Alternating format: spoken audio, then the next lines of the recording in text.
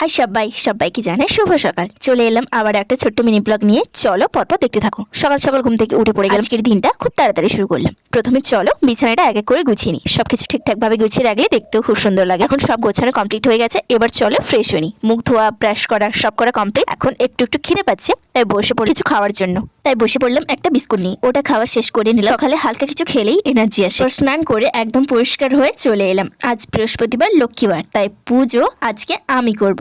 এখন চলো পুজোর সবকিছু গুছিয়ে নিই, তারপর পুজো শুরু করব। এই যে চলে এসছে আমাদের ছোট্ট পুচকু সোনা। এখন পুজোর সব জিনিস এক এক করে সাজিয়ে নিচ্ছি। ধূপ, প্রদীপ, ফুল, জল, ফল, চন্দন, সিঁদুর ইত্যাদি যাবতীয়। তারপর প্রসাদের জন্য অল্প ফল আরও কেটে নিলাম। চলো পুজো শুরু করি। প্রথমে চন্দন টিপ দিয়ে সব জায়গায় সব ঠাকুরকে দিয়ে দেবো এক এক করে। তারপর আবার সব ঠাকুরকে সিঁদুর টিপ দিয়ে দেবো।